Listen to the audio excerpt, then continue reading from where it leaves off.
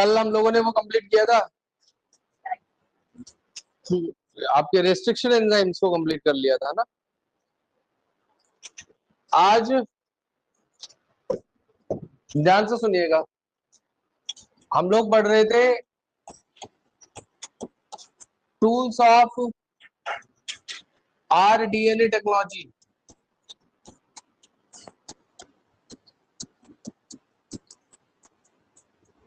तो कल हमने एक टूल पढ़ा था जिसका नाम था रेस्ट्रिक्शन एंजाइम।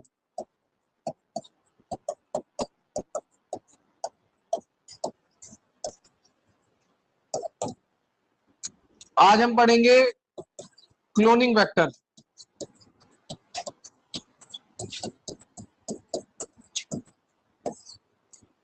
देखिए, रेस्ट्रिक्शन एंजाइम को कट करने के लिए चाहिए, लेकिन अगर डीएनए को हमें ट्रांसफर करना है किसी होस्ट के अंदर और उसकी मल्टीप्लिकेशन करवानी है किसी भी जीन ऑफ इंटरेस्ट की, तो हमें क्लोनिंग वेक्टर की जरूरत पड़ेगी। तो मैंने आपको एक बात बताई थी कि भाई सपोज करो ये कोई जीन ऑफ इंटरेस्ट है या डीएनए है, और ये हमारे पास में एक वेक्टर है, ठीक है, ये वेक्टर है। तो हमने क्या किया, इस जीन ऑफ इंटरेस्ट को यहां से कट किया। किसकी मदद से कट करेंगे? रेस्ट्रिक्शन एंजाइम से, है ना। अच्छा, सेम रेस्ट्रिक्शन एंजाइम से यहाँ पे भी कट करेंगे। चलिए यहाँ पे कट कर दिया। अब कट करने के बाद में हमें क्या करना है, ये जो हमारी जीन ऑफ इंटरेस्ट थी, इस जीन ऑफ इंटरेस्ट को यहाँ पे लाइगेट करेंगे। लाइगेट करने के लिए कौन सा एंजाइम यूज होगा? लाइगेज होगा। चलिए, बहुत अच्छी बात है। अब एक को बताइए, ये जो जीन ऑफ इंटरेस्ट है और ये जो वेक्टर था, ये जो वेक्टर था, ये दोनों मिलके क्या बन गया? अब आरडीएनए। अब ये जो वेक्टर बना है आपके सामने, इस वेक्टर को हम आसानी से किसी भी होस्ट के अंदर ट्रांसफर कर देंगे। तो हमने क्या करा, देखो, हमने कैसे दमे की बीमारी फैल गई, खुल खुल खुल खुल मान के नहीं दे रहे, और यहाँ से चालू हुई, अभी उधर वायरस पहुंच गया।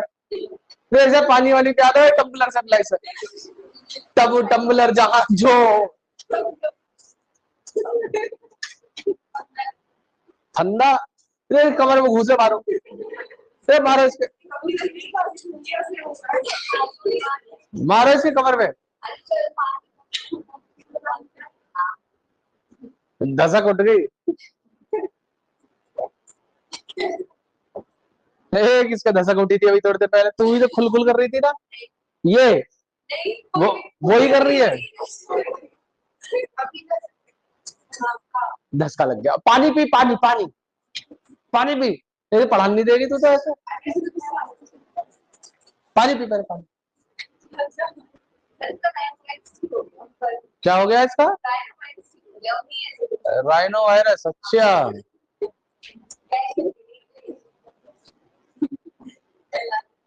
लूलू है, ठीक है। देखो, तुम बेटे कितने भी इंटेलिजेंट हो ना, मेरे लिए तो लूलू ही रहोगे ना। ये देखो, इतने सारे मेरे प्यारे प्यारे लूलू बैठे हुए। देख, मुझे हाय कर रहा है, मान जा। आज वो कहाँ गया, वो ढोर आज नहीं आया, हलता हुआ आया कहीं से। वो पूरा दिन ऐसे रहता है क्या? है जैसे शरीर में उसके जकड़न है, ऐसा तो चलता हो, बिल्कुल एहसान कर रहा है, ठीक है, ऐसा वो चलता है। और बैठ के वो ऐसे एक तरफ को करता है, दूसरी तरफ नहीं करेगा भाई, यूं ही देखता रहेगा। क्या हिसाब है उसका? चलिए इधर देखिए, ए, कबूतर, यहाँ देखो। तो यहाँ पे हमने क्या किया, ये आरडीएनए से भेज दिया। अच्छा, आरडीएनए को भेजने का मकसद हमारा कुछ नहीं था, हमारा मकसद था ये जीन ऑफ इंटरेस्ट अंदर आ जाए, यही था। तो देखिए, इसके साथ जोड़ के हमने जीन ऑफ इंटरेस्ट को अंदर भेजा। तो जो अंदर लेके आ रहा है, इसको अपने साथ में कैरी करके, उसी को हम लोग क्या कहते हैं? वेक्टर। ज्यादा वेक्टर बॉर्न डिजीज, कौन कौन से थे वेक्टर बॉर्न डिजीज? ओ अंग्रेज डेंगू बोल ले, डेंगी ठीक है, डेंगू, चिकनगुनिया, एलिफेंटाइसिस, और भी था मलेरिया, ये सारे के सारे थे क्या थे? वेक्टर बॉर्न नहीं थे। तो वेक्टर क्यों कह रहे थे उसे हम लोग? मॉस्किटो क्या कर रहा था? उसे पैथोजन को कैरी कर रहा था और ट्रांसफर कर रहा था। तो देखो ये भी कैरी कर रहा है अपने साथ जीन ऑफ इंटरेस्ट को और ट्रांसफर भी कर रहा है, इसीलिए क्या हो गया ये वेक्टर। अब देखो क्लोनिंग क्यों कह रहे हैं इसको?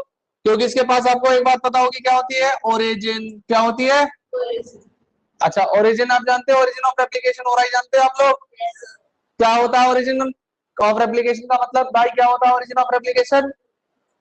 क्या होता है ओरिजिन ऑफ रेप्लिकेशन? क्या होता है ओरिजिन ऑफ रेप्लिकेशन? जहां से क्या स्टार्ट होता है? हाँ, जिस पॉइंट से रेप्लिकेशन शुरू होगा डीएनए के सेगमेंट को क्या कहेंगे? ओरिजिन ऑफ रेप्लिकेशन कहेंगे। अच्छा, इसके पास में ओरिजिन है तो ये रेप्लिकेट कर पाएगा। अच्छा, अगर ये कर पाएगा तो दूसरा एक और आरडीएनए बनेगा। तो देखो इसने वेक्टर का काम किया और देखो एक डीएनए से दूसरा डीएनए बन गया, इसे क्लोनिंग कहते हैं। कहते हैं नहीं कहते? मतलब इस वेक्टर के साथ में जो पीस ऑफ डीएनए हमने लाइगेट करा, अच्छा ऐसा है कि अगर ये ओरिजिन ऑफ रेप्लिकेशन से डीएनए रेप्लिकेशन होगा तो ऐसा थोड़ी है कि भाई इतने पार्ट का वो रेप्लिकेशन कर देगा, इतने हिस्से का रेप्लिकेशन नहीं होगा, सबका होगा ना। तो देखो इसने वेक्टर का भी काम किया और साथ में क्लोनिंग भी किया, तो क्या कह देंगे इसे हम लोग? क्लोनिंग वेक्टर नाम दे देंगे। क्लियर है मेरी बात आपको? पक्का? चलिए क्लोनिंग वेक्टर हो गया। अब अगली बात ध्यान से सुनिएगा, हमें एक टॉपिक पढ़ना है कि क्लोनिंग वेक्टर के तौर पे हम लोग क्या क्या यूज कर सकते हैं। क्लोनिंग वेक्टर के तौर पे क्या क्या यूज कर सकते हैं? तो देखिए क्लोनिंग वेक्टर के तौर पे दो तरीके के वेक्टर्स में कैटेगराइज कर रहा हूँ। एक होते हैं नेचुरल क्लोनिंग वेक्टर्स और एक होते हैं आर्टिफिशियल, जिन्हें हम लोग आर्टिफिशियली बनाएंगे, ये नेचुरली प्रेजेंट नहीं होते। तो आपने नाम सुना होगा प्लाज्मिड का, सुना है? प्लाज्मिड, प्लाज्मिड को कैसे डिफाइन करते हैं हम लोग? क्या कहते हैं? It is extra chromosomal circular autonomously replicating double stranded DNA. मतलब कहने का क्या है? डीएनए जो सर्कुलर है, डबल स्ट्रैंडेड है, ओरिजिन है तो ऑटोनॉमसली रेप्लिकेट कर सकता है और साथ में मेन क्रोमोसोम के अलग एक्स्ट्रा क्रोमोसोम्स हैं, तो इसलिए कह दिया extra chromosomal circular autonomously replicating double stranded DNA. अच्छा, कोई भी प्लाज्मिड जो होता है ये लो और हाई दोनों कॉपी नंबर में प्रेजेंट होता है। लो कॉपी नंबर इसका होता है, लो कॉपी नंबर इसका होता है 1 से 2 प्लाज्मिड पर सेल हो सकते हैं और हाई कॉपी नंबर जो होगा इसका वो 15 से लेके 100 प्लाज्मिड पर सेल हो सकते हैं। 15 से लेके 100 प्लाज्मिड पर सेल हो सकते हैं। क्लियर है मेरी बात आपको? तो सुटेबली इनको यूज किया जाता है किसके तौर पे? वेक्टर के तौर पे। क्या करते हैं हम लोग? इनके साथ जीन ऑफ इंटरेस्ट को अटैच करते हैं और अटैच करने के बाद ट्रांसफर कर देते हैं होस्ट में, जहां पे जाके रेप्लिकेट कर पाते हैं। इसी तरीके से एक और यूज किए जा सकते हैं जिन्हें कहा जाता है बैक्टीरियोफेज। अब आप कहोगे कि बैक्टीरियोफेज तो खुद ये बैक्टीरिया को इन्फेक्ट करते हैं, इन्हें क्यों यूज कर रहे हैं? तो इस प्रोसेस को कहते हैं डिसआर्म प्रोसीजर, डिसआर्म मेथड या डिसआर्म पैथोजन मेथड। इसमें क्या किया जाएगा? जैसे ये बैक्टीरियोफेज है, ये इसका इन्फेक्शियस डीएनए आरएनए व्हाटएवर जो भी है, जिससे ये क्या करता? किसी भी होस्ट को इन्फेक्ट करता, इसको इंजेक्ट करता, मल्टीप्लाई करता, बहुत सारे वायरस बनाता, चला जाता। ऐसा ही होता है। लेकिन लेकिन अब हम लोग क्या करेंगे? इसका जो इन्फेक्शियस डीएनए है इसको तो निकाल लेंगे बाहर, इस डीएनए को निकाल देंगे हम लोग और इसकी जगह हम क्या करेंगे? किसी भी जीन ऑफ इंटरेस्ट को लेंगे जिसे हमें भेजना था उसको भेज देंगे यहाँ पे। तो इसका जो खुद का डीएनए था वो बाहर निकल गया, दूसरी जो जीन ऑफ इंटरेस्ट हमें इसमें भेजनी थी वो इसके साथ अटैच कर दी। अब क्या होगा, इसकी तो एबिलिटी है इन्फेक्ट करने की, इन्फेक्शन होगा लेकिन क्या ट्रांसफर होगा, तो ये तो भेजनी थी, हो गया। लेकिन ये भी हाई कॉपी नंबर में होता है। अच्छा एक और चीज याद रखना, बैक्टीरियोफेज भी बहुत ज्यादा फास्टर रेट पे मल्टीप्लाई कर सकते हैं बैक्टीरिया के अंदर, तो ये भी कह रहे हैं कि हाई कॉपी नंबर में है। अच्छा अगली बात यहाँ पे ये है कि ये जो प्लाज्मिड है या बैक्टीरियोफेज है ये बहुत छोटे डीएनए ले जा सकते हैं, स्मॉल साइज के डीएनए को ले जा सकते हैं। क्या कह रहा हूं मैं, बहुत छोटे साइज के डीएनए को ले जा सकते हैं, स्मॉल। तो अगर सपोज करो आपको याद हो वो डीएनए फिंगरप्रिंटिंग या human genome project, sorry human genome project, तो आपको याद होगा क्लोनिंग करने के लिए वहां पे हम लोगों ने यैक एंड बैक का इस्तेमाल किया था, ईस्ट आर्टिफिशियल क्रोमोसोम और बैक्टीरियल अरे नाम सुने सुने लग रहे हैं। तो ये जो ईस्ट आर्टिफिशियल क्रोमोसोम और बैक्टीरियल आर्टिफिशियल क्रोमोसोम है वो भी तो वेक्टर ही है, लेकिन वो वेक्टर थोड़े से बड़े साइज के होते हैं। तो आर्टिफिशियल वेक्टर में आएंगे यैक एंड बैक, ये लार्ज सेगमेंट ऑफ डीएनए को ले जाके क्या कर सकते हैं, ट्रांसफर कर सकते हैं। क्लियर है मेरी बात, पक्का। चलिए ये तो रही बात क्लोनिंग वेक्टर की, बहुत छोटी छोटी सी बातें थी, इससे ज्यादा हमें नहीं पढ़नी थी। अभी इसमें एक बहुत इंपॉर्टेंट पार्ट पढ़ेंगे हम लोग। वो इंपॉर्टेंट पार्ट है हमारा जिसे कहा जाता है फीचर्स ऑफ क्लोनिंग वेक्टर। क्या कहते हैं, फीचर्स ऑफ क्लोनिंग वेक्टर।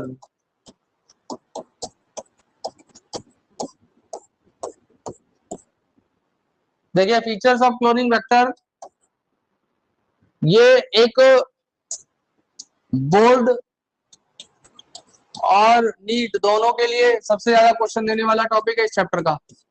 हर साल इसमें से एक क्वेश्चन तो आता ही आता मरा हुआ, बोर्ड में तो आएगा ही आएगा, नीट में भी आएगा, आपको एक क्वेश्चन मिलेगा, एक क्वेश्चन तो एटलीस्ट मरा हुआ इस टॉपिक से आता है, तो इंपॉर्टेंट टॉपिक है ये, ठीक है। और बोर्ड में तो कंफर्म है इसके अंदर कौन से टॉपिक्स हैं जो आएंगे अभी मैं आपको बताऊंगा। मैं आपको बोलूंगा सिलेक्टेबल मार्कर, क्रोमोजेनिक सबस्ट्रेट या अल्टरनेटिव सिलेक्टेबल मार्कर, तो आपको अभी समझ में नहीं आएगा। धीरे धीरे जिस टॉपिक समझ में आएगा वो आपको समझ में आना शुरू हो जाएगा। जब पीवाईक्यू लगाओगे तो आपको समझ में आ जाएगा, जब क्वेश्चन मिलेगा आपको तो भी समझ में आएगा कि ये टॉपिक क्यों इंपॉर्टेंट था। तो अब ध्यान से सुनिएगा, फीचर्स ऑफ क्लोनिंग वेक्टर में मतलब कह रहे हैं कि कोई भी क्लोनिंग वेक्टर है उसके पास में क्या फीचर्स होने चाहिए, मतलब एटलीस्ट उसके पास में क्या क्या होना चाहिए। तो देखो तीन मेन चीजें जो किसी भी क्लोनिंग वेक्टर के पास आइडियली प्रेजेंट होनी चाहिए। सबसे पहली चीज जो वहां पे प्रेजेंट होनी चाहिए उसे हम लोग कहते हैं ओरिजिन ऑफ रेप्लिकेशन। क्या कहते हैं, बिना ओरिजिन के रेप्लिकेशन, बिना ओरिजिन ऑफ रेप्लिकेशन के जो हम लोग कॉपी उसके साथ अटैच कर रहे हैं, डीएनए अटैच कर रहे हैं, उसका रेप्लिकेशन वहां पे नहीं होगा, उसके कॉपी नंबर आई नहीं होगा, प्रोजेनी के अंदर ट्रांसफर नहीं होगा। तो हमें क्या करना है, ऐसे ओरिजिन ऑफ रेप्लिकेशन को ढूंढना है या अटैच करना है उस वेक्टर के साथ में जो हाई कॉपी नंबर को सपोर्ट कर सकता हो। अब ये बात समझ में नहीं आएगी, आप कहोगे कि सर इसके अंदर नेचुरल नहीं होता, आप कह रहे हो कि बाहर से लेके अटैच करना है, तो बताऊंगा अभी आपको उस बात को। दूसरी चीज उसके अंदर होना चाहिए selectable marker. Selectable marker, selectable marker क्या करता है ये आपको समझ में नहीं आएगा, बस ये समझ लीजिए सिलेक्शन करने का काम करता है, गधे और घोड़ों को अलग अलग करने में मदद करता है। क्लियर है। और तीसरी चीज जो उसके पास में होनी चाहिए वो होती है जिसे कहते हैं क्लोनिंग साइट। क्या कहते हैं, क्लोनिंग साइट। क्लोनिंग साइट वो जगह है जहां पे जीन ऑफ इंटरेस्ट को आप अटैच करेंगे, जिसे आप जीन ऑफ इंटरेस्ट पे अटैच करेंगे। तो इसको पढ़ने के लिए एक बहुत बढ़िया सा हमारे सिलेबस में उदाहरण दे रखा है, उसका नाम है PBR322। क्या नाम है, PBR322। क्लियर है मेरी बात आपको। अब ये जो PBR322 है ये क्या होता है, तो इसको हम लोग डिफाइन करते हैं कि it is plasmid Bolivar and Rodriguez and this is the lab number in which they created this. ध्यान रखना ये जो PBr 322 है नेचुरली प्लाज्मिड नहीं होता, ये एक आर्टिफिशियली डिजाइन किया गया प्लाज्मिड है, इसको बनाया गया है और इसको डिजाइन करने वाले जो है उनका नाम है बॉलीवर और रॉड्रिगेज। जिस लैब में बनाया था उस लैब का नंबर है 322, इसलिए इसको नाम मिल गया क्या, PBr 322। फुल फॉर्म क्या है इसकी, plasmid Bolivar and Rodriguez lab 322, वैसे याद रहेगा। क्लियर है मेरी बात आपको। अब ये जो PBr 322 है इसके बारे में क्या बताया हुआ है, तो इधर देखिए आप,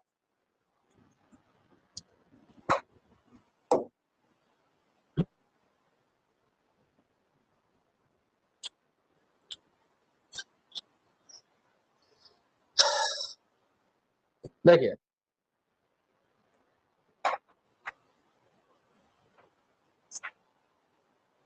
ये आपके सामने plasmid Bolivar and Rodriguez PBr 322 का डायग्राम है। मैंने आपको तीन चीजें बताई थी। मैंने सबसे पहली चीज बताई थी कि उसके पास में क्या होना चाहिए, ऑरिजिन ऑफ रेप्लिकेशन हो, मस्त चीज है। दूसरी चीज मैंने बताई थी क्या, सिलेक्टेबल मार्कर। सिलेक्टेबल मार्कर के तौर पे हमेशा यूज किए जाते हैं एम्पिसिलिन रेजिस्टेंस जीन और टेट्रासाइक्लिन रेजिस्टेंस जीन। ये क्या होती है ये भी मैं आपको बताऊंगा। तो पहली चीज हमने बताई ओराई, दूसरी चीज ये दोनों हो गई सिलेक्टेबल मार्कर। तीसरा मैंने बताया था क्लोनिंग साइट। क्लोनिंग साइट के लिए क्या होगा, बहुत सारी रिकॉग्निशन सीक्वेंसेस या रेस्ट्रिक्शन साइट होने चाहिए। कैसे, ये जितने नाम देख रहे हो, PVU second, Sal 1, BMH1, Hind third, CLA1, ECOR1, PVU1, PST1, ये सारे रेस्ट्रिक्शन एंजाइम के नाम है। ये सारे क्या है, रेस्ट्रिक्शन एंजाइम्स के नाम है। मतलब अगर आप PVU1 या PVU सेकंड नाम के सीक्वेंस को यूज करेंगे तो ये इस जगह से कट कर सकता है। अगर सेल 1 को यूज करेंगे यहां से कट करेगा, BMH1 को यहां से कट करेगा, सेम जो रेस्ट्रिक्शन एंजाइम डालोगे वो उस जगह से काट सकता है। लेकिन आप ज्यादा रेस्ट्रिक्शन एंजाइम को यहाँ पे यूज नहीं कर सकते। क्यों नहीं कर सकते, अगर आपने मल्टीपल रेस्ट्रिक्शन एंजाइम को एक साथ यूज करने की कोशिश करी तो सपोज करो आपने एक ये यूज कर लिया, एक ये यूज कर लिया, तीसरा ये यूज कर लिया, एक फ्रेगमेंट, दो फ्रेगमेंट और तीसरा फ्रेगमेंट, तीन फ्रेगमेंट हो जाएंगे, इसके नहीं हो जाएंगे।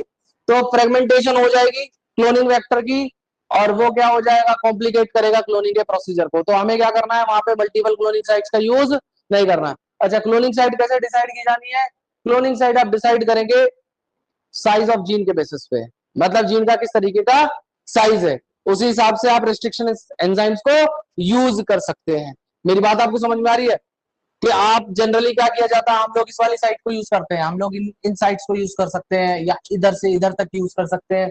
It totally depend upon the size of gene जिसको हम इसके साथ लाइगेट करना चाहते हैं। मेरी बात आपको समझ में आई। और एक और चीज होती है, इसे कहते हैं repressor of plasmid, ROP। ROP कुछ ऐसी प्रोटीन्स को बनाता है जो इसके कॉपी नंबर को मेंटेन करने में मदद करते हैं। ठीक है, तो ये रीजंस हो गए। ROP को इतना ज्यादा डिटेल में नहीं है लेकिन कभी कभी पूछ लिया जाता है। मेन जो चीजें पूछी जाती है, जब सबसे ज्यादा क्वेश्चन आता है वो आता है सेलेक्टेबल मार्कर के ऊपर। किसके ऊपर, सेलेक्टेबल मार्कर। वही सबसे टफ पार्ट भी है इसमें। ये जो ओराई और क्लोनिंग साइट है उसके ऊपर इतने ज्यादा क्वेश्चन आज तक नहीं बने जितने ज्यादा क्वेश्चन आपको सिलेक्टेबल मार्कर वाले पार्ट से देखने के लिए मिलेंगे। तो ध्यान से सुनिएगा, इधर देखिए वापस, देखिए हम यहाँ पे जो बात करने वाले हैं वो है सेलेक्टेबल मार्कर के बारे में। और मैंने आपको बोला कि सेलेक्टेबल मार्कर के तौर पे कौन को यूज किया जा सकता है, एंटीबायोटिक रेजिस्टेंस जीन को। एंटीबायोटिक रेजिस्टेंस जीन, इस बात का मतलब क्या है, जैसे अलग अलग एंटीबायोटिक है, चार नाम आपकी एनसीईआरटी में दिए हुए हैं। जैसे एक एंटीबायोटिक होती है केनामाइसिन, एक एंटीबायोटिक होती है क्लोरमफेनिकॉल, एक होती है टेट्रासाइक्लिन, टेट्रासाइक्लिन, और एक होती है जिसे कहते हैं एम्फीसिलिन, एम्फीसिलिन।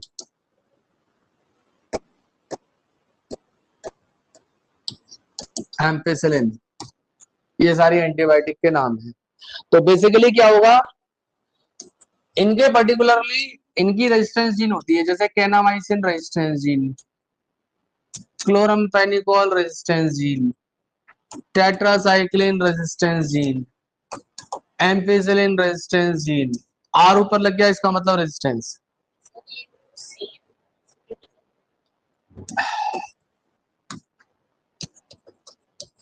ठीक है, तो ये रेजिस्टेंस जीन के नाम हो गए।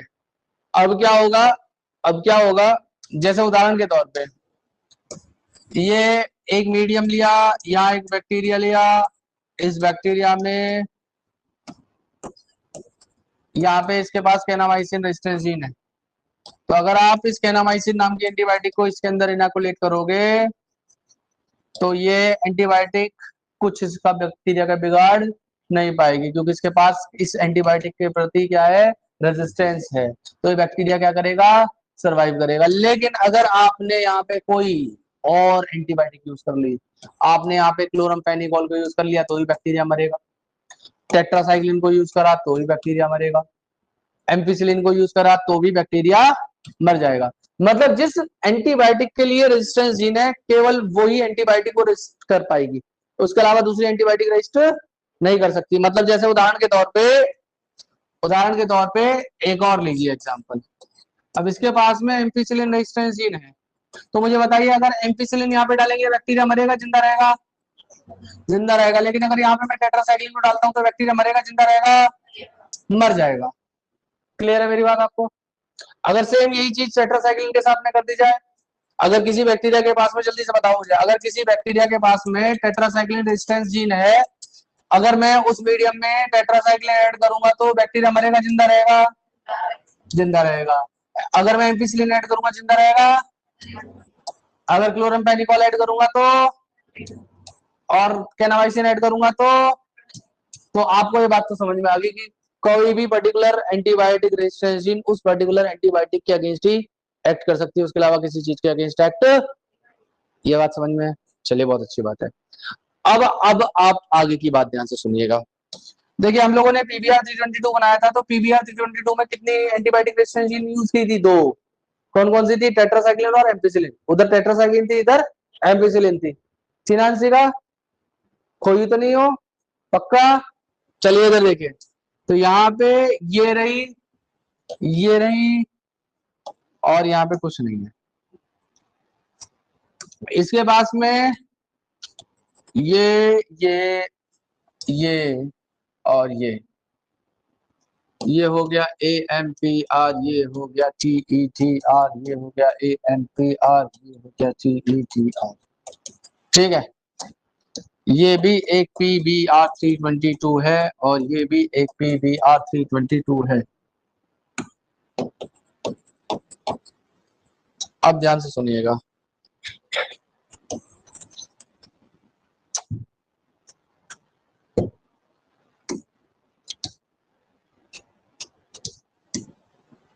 अगर सपोज करो कि PBR 322 है तो वेक्टर है ना, क्या है? वेक्टर है। मैं किसी जीन ऑफ इंटरेस्ट को लूं, किसको लूं,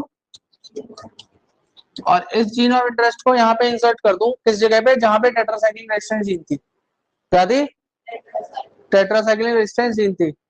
तो मैंने क्या करा, जीन ऑफ इंटरेस्ट को इंसर्ट करा इस टेट्रासाइक्लिन वाली जगह पे, जिसकी वजह से जो एग्जिस्टिंग टेट्रासाइक्लिन रेजिस्टेंस जीन यहाँ पे हुआ करती थी वो जीन डिसरप्ट हुई, और डिसरप्ट होने के बाद वो इनएक्टिवेट हो गई। डिसरप्ट होने के बाद क्या हो गई? तो मैंने क्या करा, इस जीन को इंसर्ट किया जिससे यहाँ की जीन क्या हुई, इनएक्टिवेट हुई। इस प्रोसीजर को कहते हैं इंसर्शनल इनएक्टिवेशन। क्या कहते हैं इसे? सबसे ज्यादा इससे क्वेश्चन बनते हैं, what is insertional inactivation.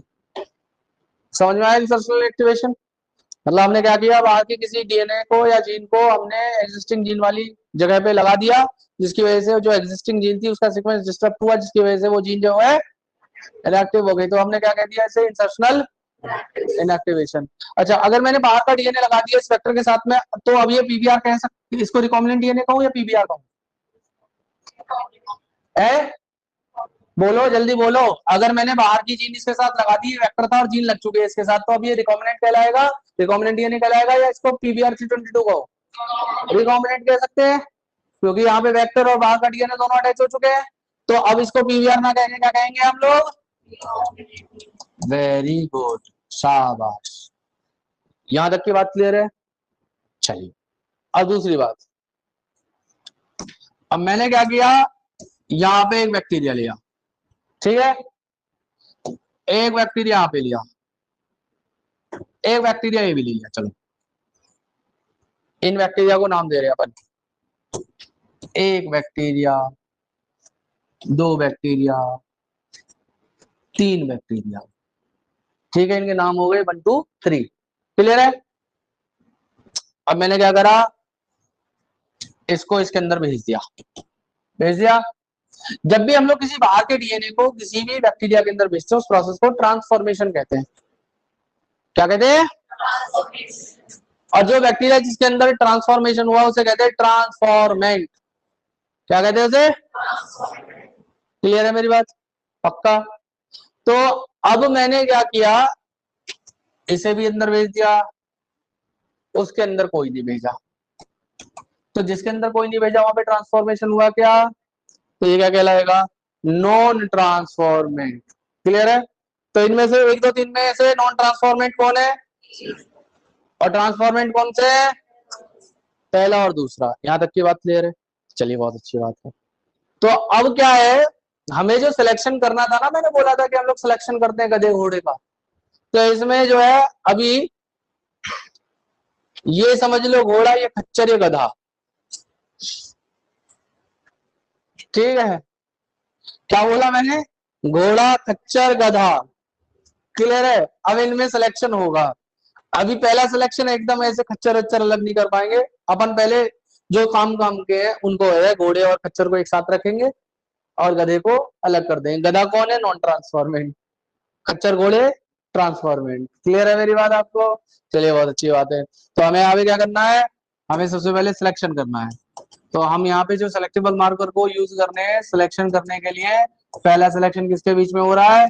Between transformant and non transformant. Transformant और नॉन ट्रांसफॉर्मेंट के बीच में हम लोग यहाँ पे सिलेक्शन करना चाहते हैं। तो अब इधर देखें, इसके अंदर मैंने ये भेज दिया, इसके अंदर ये भेज दिया, इसके पास भी एंटीबायोटिक रेजिस्टेंस जीन है और यहाँ पे भी एंटीबायोटिक रेजिस्टेंस जीन है। इसमें एक एंटीबायोटिक रेजिस्टेंस जीन है, इस वाले में यहाँ पे क्या लगा हुआ है? जीन ऑफ इंटरेस्ट लगा हुआ है। क्या लगा हुआ है? जीन ऑफ इंटरेस्ट लगा हुआ है। तो इसमें से ये वाला जो है इसको नाम दे देंगे क्या? ट्रांसफॉर्मेंट।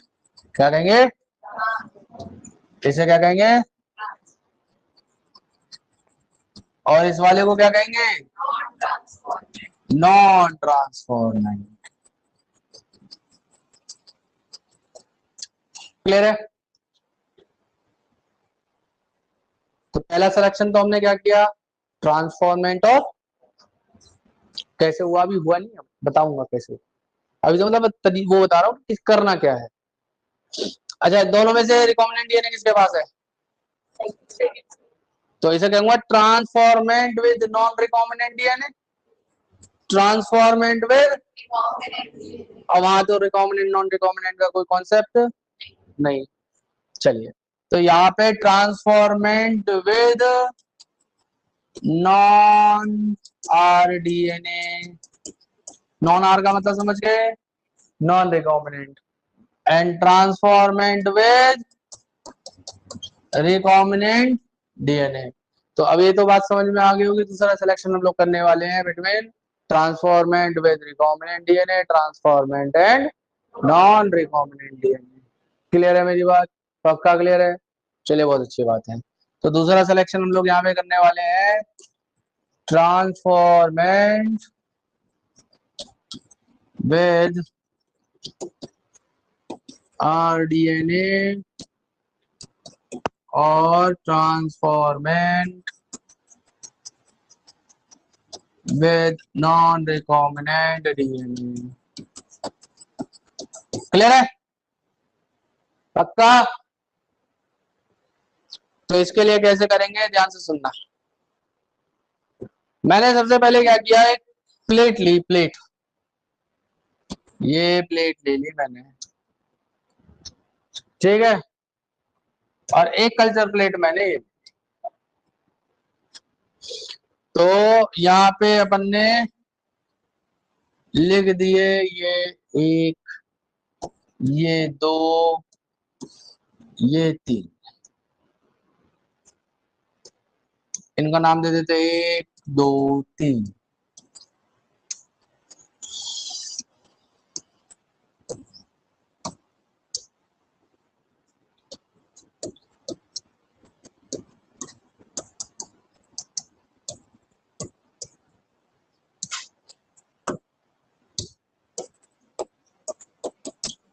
अब ये जो प्लेट ली थी ना मैंने, इस प्लेट के अंदर एक एंटीबायोटिक रखी थी, एम्पिसिलिन। कौन सी एंटीबायोटिक रखी थी? एम्पिसिलिन नाम की एंटीबायोटिक रखी थी। तो मुझे आप ये बताइए, इनमें से कौन जीवित रहेगा, कौन मर जाएगा? ए, कौन मरेगा रे? तीसरा वाला। एक और दो, ए बता रहे, मर जाएंगे, क्यों मरेंगे? एक और दो मर जाएंगे, जिंदा रहेंगे। हाँ, मैं बोला एक और दो मार दिए तूने, बेटे ऐसे तो मामला ही खराब हो जाएगा। हमारे लिए काम के बैक्टीरिया कौन से हैं? अच्छा, एक दो तीन में से कौन से काम के हमारे? केवल दो। ना हमें ये चाहिए, ना हमें ये चाहिए। क्यों भाई? हम लोगों ने आरडीएनए टेक्नोलॉजी करी करी, तो आरडीएनए टेक्नोलॉजी करने का कोई तो पर्पज रहा होगा, या बेमतलब में सिर मार रहा था ऐसे ही कि हाँ चलो ऐसे घूमड़ा उठा, चलो कुछ कर लेते हैं? कुछ तो करना होगा ना, पर्पज तो रहा होगा वहां पे।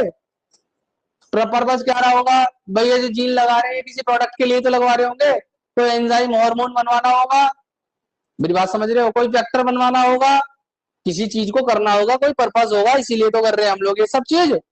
अच्छा, जो पर्पज है, पर्पज यही फुलफिल कर सकता है हमारा। अब सपोज करो कल की डेट में ये तीनों है, हम लोग इनको क्या करें, आगे चल के कल्चर कर रहे हैं, तो ये तो बेमतलब के हैं, ये तो हमें चाहिए ही नहीं। ये मल्टीप्लाई करते चले जाएंगे, करते चले जाएंगे, करते चले जाएंगे, प्रोडक्ट बनेंगे कुछ। प्रोडक्ट कौन बनाएगा? सेकंड वाला। तो हम क्या करेंगे, केवल सेकंड वाले को तो लार्ज स्केल प्रोडक्शन करना चाहेंगे। हम चाहेंगे कि सेकंड वाला ही जीवित रहे और वो ही मल्टीप्लाई करे, और जब हम लोग बायोरिएक्टर में मास स्केल पे कल्चर करें तो केवल यही बैक्टीरिया कल्चरिंग के अंदर प्रेजेंट हो। इसलिए तो हम क्या कर रहे हैं, शुरुआत में लैब के अंदर जो बैक्टीरिया थे उनके अंदर ये चेक करना चाहते थे कि जो हमने ट्रांसफॉर्मेशन करके बैक्टीरिया बनाए हैं, केवल हम उनको सेलेक्ट कर लेते हैं, उनको अलग कर लेते हैं और उन्हीं को हम आगे बढ़ाएंगे। जो बैक्टीरिया नॉन ट्रांसफॉर्मेंट है या ट्रांसफॉर्मेंट है, जिनके अंदर ये इंसर्ट नहीं लग पाया, ट्रांसफॉर्मेंट होने के बाद इंसर्ट नहीं लग पाया, वो बैक्टीरिया हमारे खत्म हो जाए, एलिमिनेट हो जाए। इसलिए तो कर रहे हैं ये सब, बेमतलब में थोड़ी कर रहे हैं कि नहीं खेल खेलना था एंटीबायोटिक का। तो यहाँ पे क्या हुआ, एम्पिसिलिन रखा, तो इसमें क्या होगा, जो 3 वाला है, जीवित कौन बचा?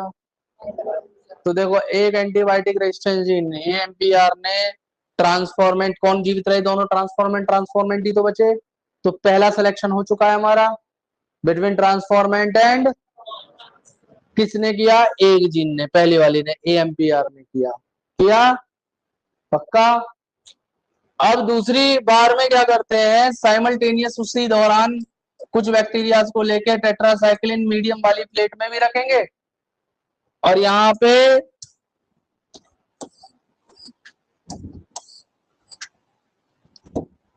ये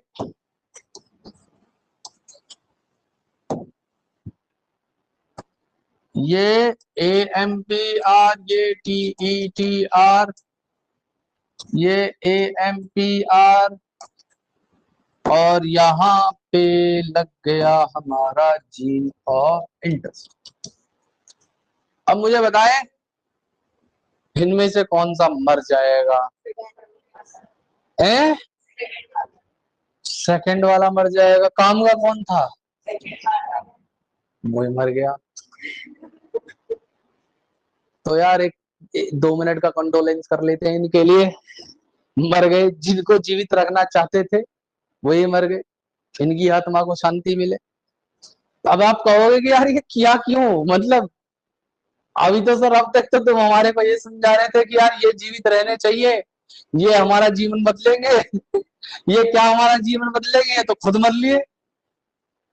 तो बेसिकली हम यहाँ पे इस प्रोसेस को इसलिए किया, बस हम लोग ये इंश्योर करना चाहते थे कि बैक्टीरिया में जो इंसर्ट है वो लग पाया है नहीं लग पाया। मतलब बहुत बकवास लॉजिक है, लेकिन एनसीईआरटी ने दिया। उन्होंने बोला कि यहाँ पे हम लोग ये इंश्योर करना चाहते हैं कि इंसर्ट लगा या नहीं लगा, इसीलिए हमने क्या किया, वही मार दिए जो हमारे काम के थे। दूसरा देखो, ये बेवकूफी वाला प्रोसीजर है नहीं है, जो जीवित रखने चाहिए तो वो मार दिए बैक्टीरिया। और दूसरा, हमने इतने तामझाम कर इतनी देर से देखो क्या क्या समझाया, 2 अलग-अलग कल्चर प्लेट ली, इन पे साइमल्टेनियसली प्लेटिंग करी, 2 प्लेट ली, एक में एम्पिसिलिन डाला, एक में टेट्रासाइक्लिन डाला, बैक्टीरिया दोनों में रखे, सारी चीजें इंश्योर करी, उसके बावजूद भी कौन मर गए, वो मर गए। तो ये जो मेथड है, ये यूज नहीं किया जाता। ये मेथड यूज नहीं किया जाता। एक इससे अच्छा मेथड, देख क्या कह रही है, पढ़ा क्यों रहे हो, मैं तो बेवकूफ, मेरे सिर में गोबड़ा उठ रहा था। आज दोपहर जब मैं दोपहर सो रहा था तो मेरे को सपने में आया था कि ये बात तू पढ़ाना और लास्ट में कह देना कि ये यूज नहीं करा जाता। हाँ, केमिस्ट्री में नहीं है कितनी बार बोला ये मॉडल दिया। बेटा ये चीजें इसलिए बताई जाती हैं क्योंकि पहले बताया जाता है कि कहाँ गलती है, उसने कहाँ गलती करी, फिर उसमें क्या सुधार किया गया, ये इसलिए करा जाता है।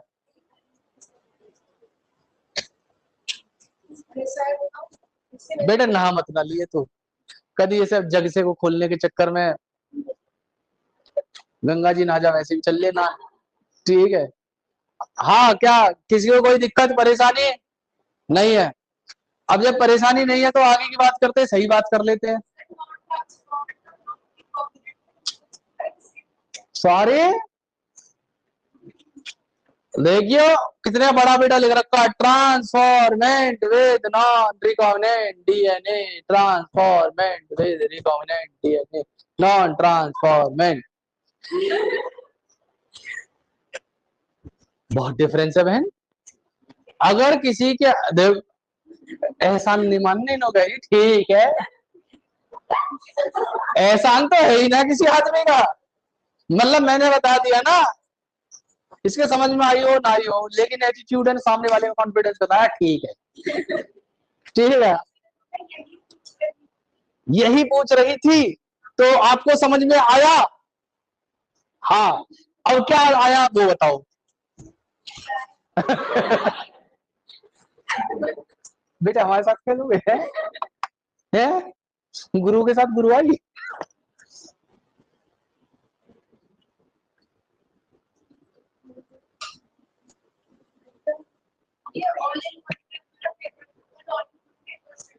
क्या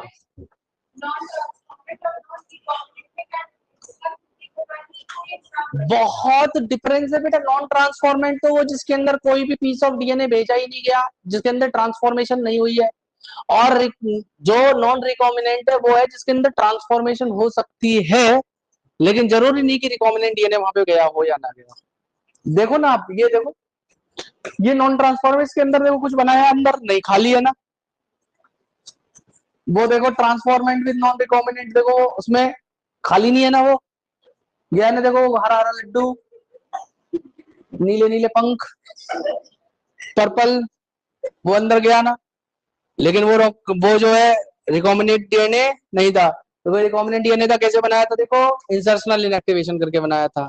तो रिकॉम्बिनेंट डीएनए ऐसे बनता है, वो नॉन रिकॉम्बिनेंट डीएनए है, ठीक है। तो ट्रांसफॉर्मेशन होने के बाद में ये इंश्योर नहीं किया जा सकता कि वहां पे रिकॉम्बिनेंट डीएनए गया है या नॉन रिकॉम्बिनेंट डीएनए गया है, दोनों में से कोई। और नॉन ट्रांसफॉर्मेंट है वो बिल्कुल खंड खाली, बिल्कुल कुछ नहीं, कोरे चिकने अंडे, किसी काम के नहीं। क्लियर है मेरी बात? तो अब मैंने बताया ये जो प्रोसीजर था ये पूरी तरीके से बकवास था। क्या था? लेकिन क्वेश्चन बहुत आता है इससे, ध्यान रखना, इस बकवास से क्वेश्चन आता है। और इसमें इस प्रोसीजर में एक और बात बताई कि ये प्रोसीजर बकवास के साथ साथ डिफिकल्ट भी था। क्या था? डिफिकल्ट क्यों था? क्योंकि हमें क्या करनी पड़ रही थी, साइमल्टेनियसली प्लेटिंग करनी पड़ती थी, दो अलग अलग प्लेट पर। एक प्लेट में एक एंटीबायोटिक, दूसरी प्लेट में दूसरी एंटीबायोटिक। ये कारण थे जिसकी वजह से इस मेथड को अपना करके एक नया मेथड बनाया। उस मेथड का नाम था ऑल्टरनेटिव सेलेक्टेबल मार्कर। क्या नाम था? Alternative selectable marker. अब ध्यान से सुनिएगा, ये बहुत आसान था। इसमें हम लोग क्या करना चाहते थे, कलर के बेसिस पे सिलेक्शन करना चाहते थे। हम यहाँ पे सिलेक्शन करते थे किसके बेसिस पे? कलर के बेसिस पे, on the basis of colour. ठीक है, कैसे करते थे?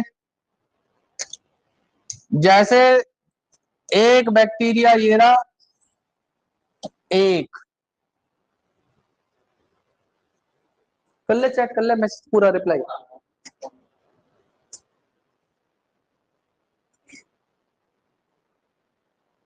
फोन तो मेरा आ रहा है, तो तू क्या कर रहा था? ऐसे ऐसे करना, उसमें चेक क्यों कर रहा था यार? वो वकील लगा रखा है ना, हर बात में कह देता है इससे पूछ लो, चलो बाथरूम गया था इससे पूछ लो, खाना खाया था इससे पूछ लो। मैं यार बेचारा वो उसको क्यों, अरे तो इसके कल पूरे दिन रहे कैसे, रात को मैं सोया था इससे पूछ लो। ठीक है, ले उसके सिर में रख दे रहा है, वो देखिए वो इसके ऊपर, अरे तुझे किसी ने मरवा दे। ध्यान रखिए साइड में। अच्छा, अभी तो घर आने की बात भी बता रहा था, तो इससे पूछ लो। मतलब तुम दोनों ने एक यूनियन बना रखी है कि जो मैं जवाब ना दूं तू मेरे ऊपर डाल दियो, किससे पूछ लो, और जब मेरे पे आने होगा मतलब मैं तेरे पे बोल दूंगा तू उससे पूछ लियो, बस हम दोनों ऐसे चलते रहेंगे, जिंदगी कट जाएगी बढ़िया। तू इससे पूछ ले, तू इससे पूछ ले, यही बढ़िया, शानदार, बेहतरीन, सही जोट मिला रखी है तुमने। इधर देखो, यहाँ पे एक दूसरा बैक्टीरिया,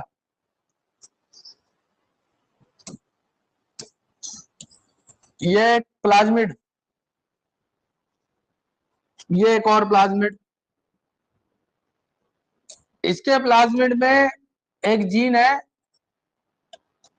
लेगजेड जीन।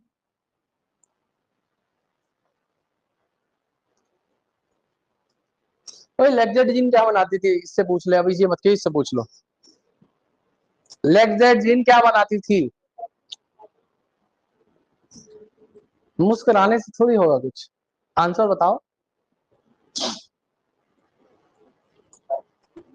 अरे क्या बनाती थी लेगजेड जीन? अबे हिंट दे रहा हूँ, regulation of gene expression topic था, उसके अंदर लैकोपेरॉन पढ़ा था।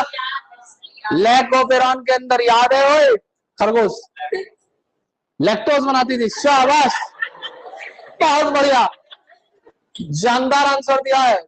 लैग मतलब लैक्टोज, जेड मतलब लास्ट अल्फाबेट आता है हमारा, जेड लैक्टोज, लैक्टोज जेड।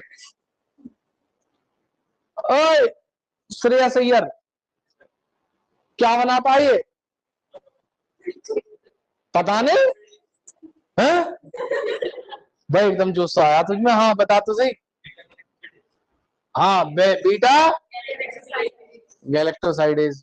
अचानक से कौन सी बेटा माता वाता आई तुझमें, या कुछ ऐसे अंदर से क्या उत्पन्न हुआ, एकदम चिल्लाया तू तो एकदम, बीटा गैलेक्टोसाइडेज। झटके से बोला, क्या पता दोबारा बोला जावे नहीं बोला जावे, एक बार तो बोल ही लेता हूँ। इधर देखो, लेक्सेड बनाती है कौन से एंजाइम को? बीटा गैलेक्टोसाइडेज को। अच्छा सेम वही जीन यहाँ पे भी।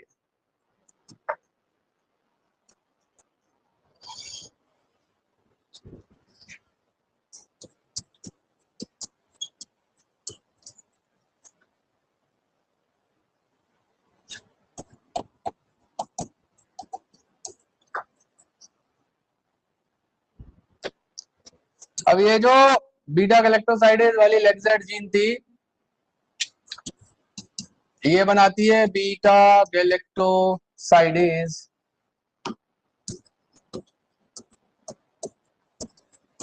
नाम का एक एंजाइम। अब जिस मीडियम में ये बैक्टीरिया 1 ग्रो कर रहा है, उस मीडियम में जैसे ही हम लोग क्रोमोजेनिक सबस्ट्रेट नाम का कंपाउंड मिलाएंगे,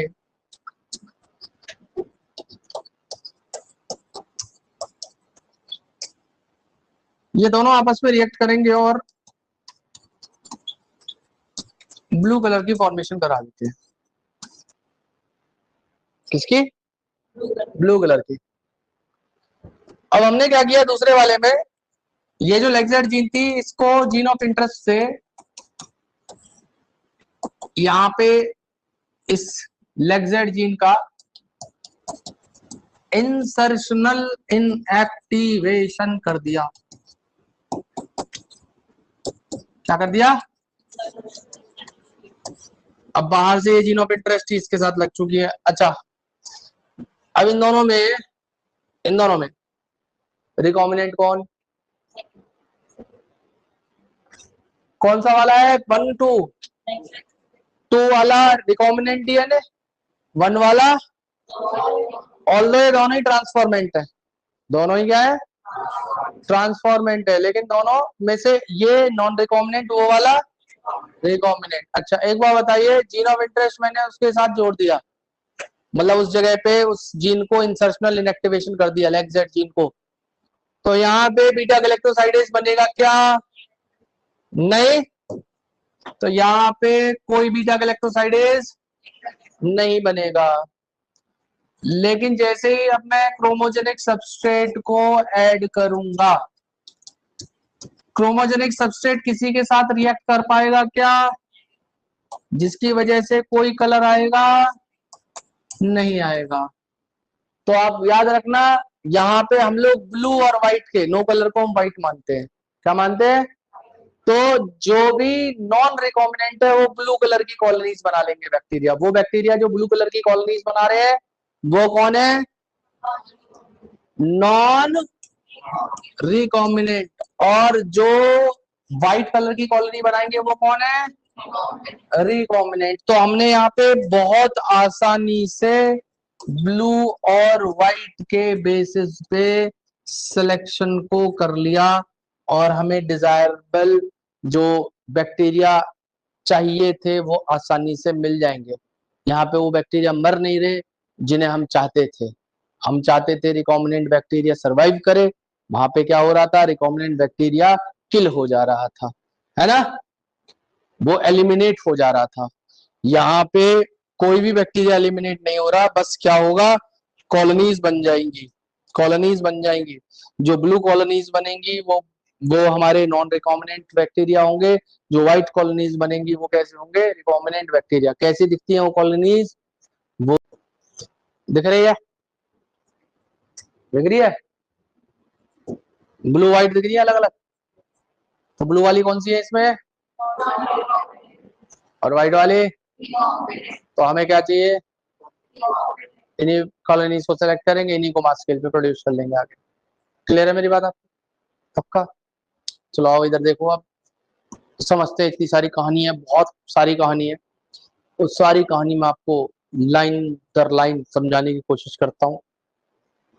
इधर देखिए, हमने शुरू करा था सबसे पहले क्लोनिंग वेक्टर। तो क्या लिखा हुआ है?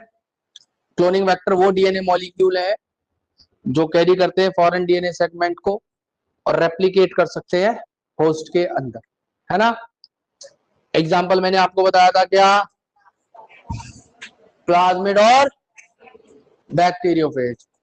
पहले प्लाज्मिड के बारे में बता रखा है, प्लाज्मिड कैसे है, autonomously replicating circular extra chromosomal double standard DNA. Generally ये 1 से 2 कॉपी पर सेल हो सकते हैं और कुछ हमारे 15 से 100 कॉपी पर सेल हो सकते हैं। Bacteriophage high copy number per cell होते हैं और high copy number of their genome bacterial cell के अंदर ये बना सकते हैं, तो इनको भी हम लोग यूज कर लेंगे। फिर एक और बात बताइए कि जब भी हम लोग क्लोनिंग वेक्टर को मल्टीप्लाई करते हैं होस्ट के अंदर, तो लिंक करेंगे पीस ऑफ डीएनए को और वो भी मल्टीप्लाई करेगा उसी इक्वल नंबर में जितने कॉपी नंबर वेक्टर के हो जाएंगे। जैसे वेक्टर ने 100 कॉपी बना ली तो उसके साथ में जो लिंक डीएनए था वो भी 100 नंबर में बढ़ जाएगा। क्लियर है मेरी बात आपको?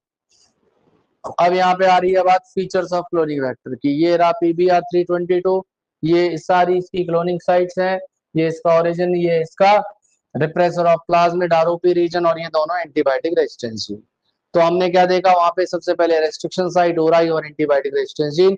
और आरओपी क्या है, ये ऐसी प्रोटीन के लिए कोड करता है जो प्लाज्मिड के रेप्लिकेशन में रोल प्ले कर सकती है। तो यहाँ पे सबसे पहले क्या बता रखा है, ओरिजिन ऑफ रेप्लिकेशन। क्या बोला है कि वो सीक्वेंस जहां से रेप्लिकेशन शुरू होता है और जो भी पीस ऑफ डीएनए ओराई के साथ अटैच करते हैं वो रेप्लिकेट कर सकता है होस्ट सेल में।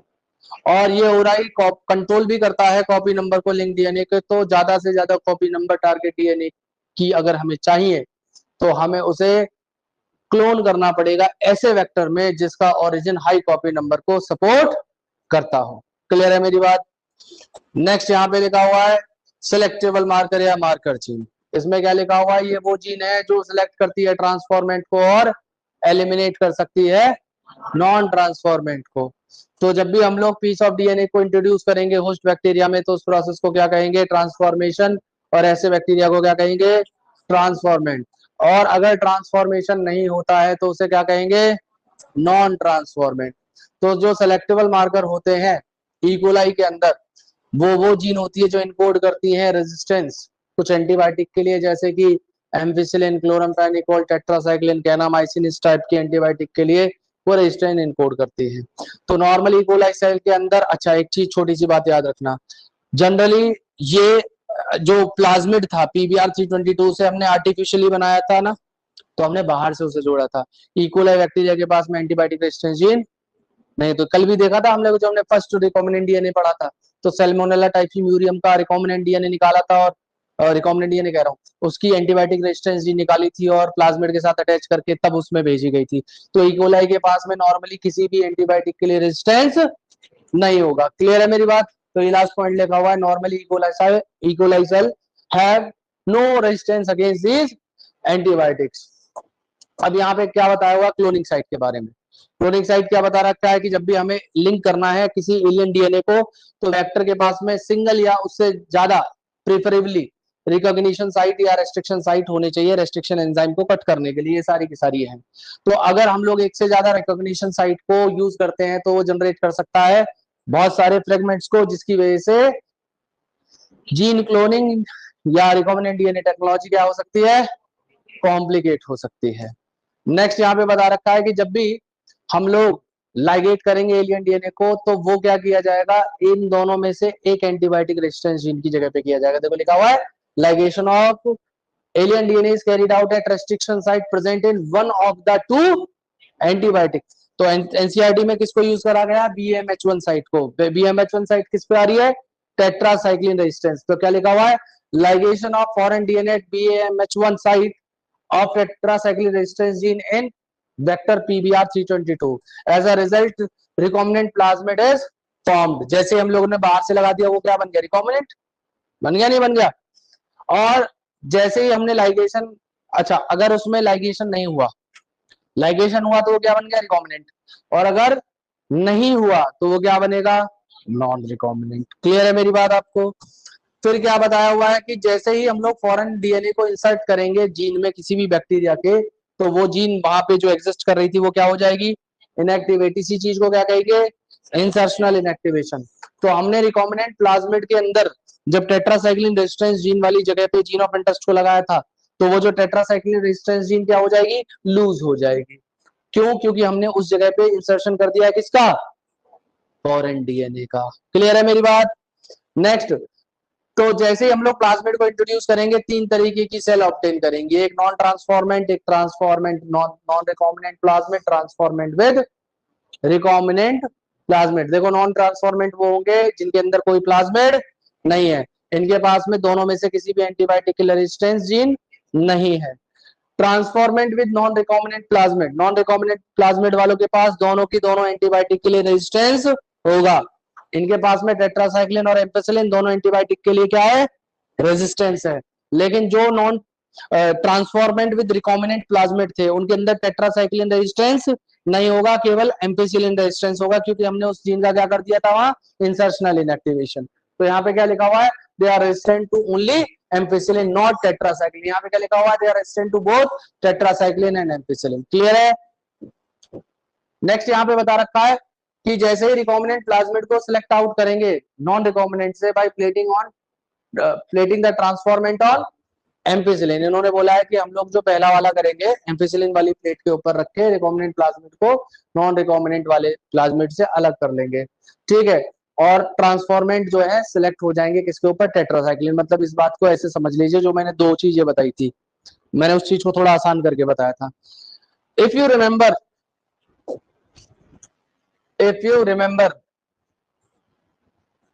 देखिए मैंने बोला था एम्फिसिलिन वाली प्लेट पे तो हमने क्या करा था, ट्रांसफॉर्मेंट को नॉन ट्रांसफॉर्मेंट से, ये दोनों ट्रांसफॉर्मेंट थे, ये नॉन ट्रांसफॉर्मेंट था, नॉन ट्रांसफॉर्मेंट। और दूसरे वाले में ये वाला नॉन रिकॉम्बिनेंट था, ये रिकॉम्बिनेंट था। तो एम्फिसिलिन वाले से तो हमने क्या किया, टेट्रासाइक्लिन को, सॉरी टेट्रासाइक्लिन कह रहा हूं, ट्रांसफॉर्मेंट को नॉन ट्रांसफॉर्मेंट से अलग कर लिया, और टेट्रासाइक्लिन की मदद से हमने रिकॉम्बिनेंट और नॉन रिकॉम्बिनेंट को अलग कर दिया। तो देखो यहाँ पे क्या लिखा हुआ है कि रिकॉम्बिनेंट प्लाज्मिड को सिलेक्ट किया जा सकता है नॉन रिकॉम्बिनेंट से by placing that transformant on ampicillin medium, और जो ट्रांसफॉर्मेंट थे उन्हें ट्रांसफर कर दिया गया किसके ऊपर, टेट्रासाइक्लिन मीडियम पे। तो जो रिकॉम्बिनेंट थे वो एम्फिसिलिन मीडियम पे तो ग्रो करेंगे, जो रिकॉम्बिनेंट थे एम्फिसिलिन पे ग्रो करेंगे क्योंकि उनके पास एम्फिसिलिन रेजिस्टेंस जीन है, लेकिन टेट्रासाइक्लिन के ऊपर नहीं कर सकते। क्यों नहीं कर सकते? क्योंकि उनकी टेट्रासाइक्लिन रेजिस्टेंस लूज हो चुका है। क्यों हो चुका वो आप लोग जानते हो। तो लेकिन नॉन रिकॉम्बिनेंट थे वो दोनों एंटीबायोटिक के ऊपर ग्रो कर सकते हैं, क्योंकि उनके पास दोनों एंटीबायोटिक रेजिस्टेंस जीन होती है, एम्पिसिलिन भी और टेट्रासाइक्लिन भी होती है। तो यहाँ पे क्या लिखा हुआ है, एक एंटीबायोटिक रेजिस्टेंस जीन ने हेल्प किया सिलेक्ट करने के लिए ट्रांसफॉर्मेंट को, और दूसरी इनएक्टिवेटेड एंटीबायोटिक रेजिस्टेंस जीन ने हेल्प किया सेलेक्ट करने के लिए किसको, रिकॉम्बिनेंट्स को। लेकिन दिस टाइप ऑफ सिलेक्शन, इस तरीके के सिलेक्शन में रिकॉम्बिनेंट जो होते हैं, जो रिकॉम्बिनेंट है उनको सेलेक्ट कर पाना एक डिफिकल्ट प्रोसीजर है। क्यों है? क्योंकि यहाँ पे हमें साइमल्टेनियस प्लेटिंग करनी पड़ेगी दो प्लेट्स पे, जिसपे दो अलग अलग एंटीबायोटिक हो।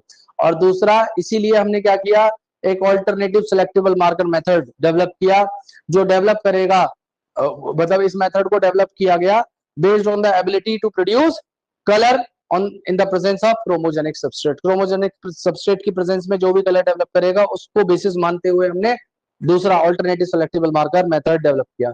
यहाँ पे लोग ने क्या करा, इसमें जो रिकॉम्बिनेंट डीएनए था उसको इंसर्ट किया, इसमें coding sequence of enzyme beta galactosidase. हमने क्या करा, आरडीएनए बनाने के लिए जहां पे बीटा गैलेक्टोसाइडेज वाली जीन थी उस जगह पे फॉरेन जीन को लगा दिया, तो वो जीन क्या हो गई, इनएक्टिवेट हो गई, उसका इंसर्शनल इनएक्टिवेशन हो गया। तो ऐसी कॉलोनीज कोई भी कलर प्रोड्यूस नहीं करेंगी। तो जिनमें कोई कलर नहीं होगा वैसे वो क्या आइडेंटिफाई करी जाएंगी, वो रिकॉम्बिनेंट कॉलोनीज होंगे। क्लियर है मेरी बात? और दूसरा, जो प्लाज्मिड जिनके अंदर कोई इंसर्ट नहीं हुआ, जिनके अंदर कोई फॉरेन जीन ऑफ इंटरेस्ट नहीं लगाई गई, वो कैसा कलर देंगी, ब्लू कलर देंगी इन the presence of chromogenic substrate. उन्हें क्या मानेंगे हम लोग, नॉन रिकॉम्बिनेंट। क्लियर है मेरी बात आपको? पक्का? चलिए